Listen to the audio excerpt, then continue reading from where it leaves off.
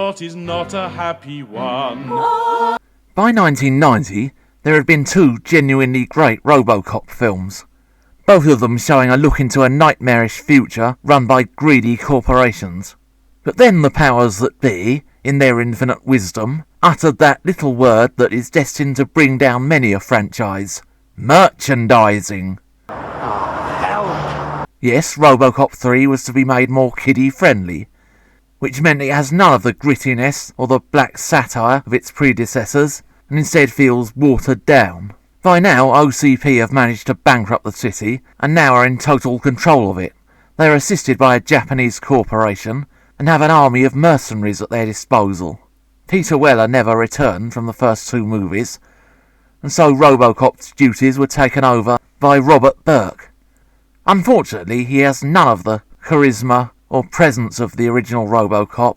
Perhaps that's why they felt the need to sideline Robocop for so much of this film. Not only that, but Lewis is murdered early on in the movie, which means that the film focuses on a child genius and a female scientist, neither of whom are strong enough characters to carry the movie. The villains don't fare any better. The new OCP boss is a complete nondescript. The head of the Japanese corporation is hardly even in the movie, and the mercenary leader seems to have been taken from the big cupboard of stock evil British people. Yes, I'm sure he's going to revive the Empire and force everyone to play cricket and eat cucumber sandwiches.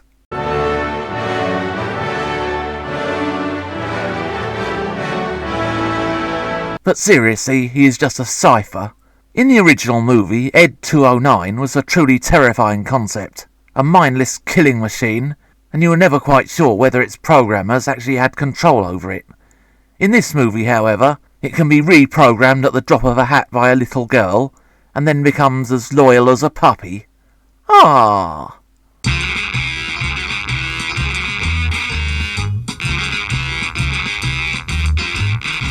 There are also cyborg ninjas. Despite the fact that these look impressive, they are clearly here to appeal to the kiddies, and probably to cash in on the martial arts movies. And doesn't this image just inspire humour rather than horror?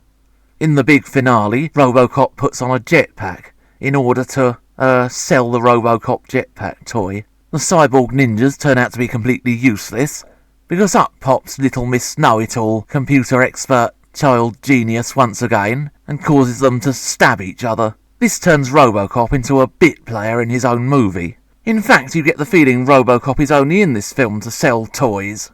This is just a damp squib, and a disappointing ending to a trilogy which started out with so much promise.